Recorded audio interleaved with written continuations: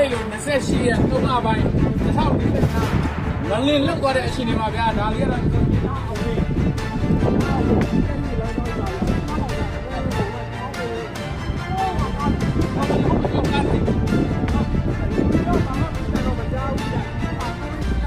တိုင်းမဲ့လည်းရက်နေပြီဟိုးမှာလိုက်ခဲ့လို့ဘယ်လိုရလို့ရတယ်ဒီကကိုမဲ့ပြီဒီတော့ဘာဖြစ်လဲဟုတ်ပြီဟုတ်ရပါဘူးဒီတော့ရောက်နေလေရပါလေဟာတော့တော့ဒီကောင်းကြီးတော့မြင်တဲ့တိုင်းမှာပဲရတော့ခဏကလေးလောက်သွားတဲ့အချိန်တွေမှာ12နာရီကျော်လောက်ကလောက်သွားတာကျွန်တော်တို့ကအဲ့လောက်တဲ့အချိန်တွေမှာဆိုအများနဲ့3-8ရွှေမကြီးထမင်းဆိုင်မှာကျွန်တော်တို့ကားလေးနဲ့တစ်ခါတည်းထက်ရမ်းလောက်အောင်းမရပါလေဗျာတစ်ခါမှတစ်သက်မှတစ်ခါမှဒီလိုမကြုံဘူးပါဘူးကျွန်တော်အသက်ဆို46နှစ်ရောက်ပါပြီဗျာ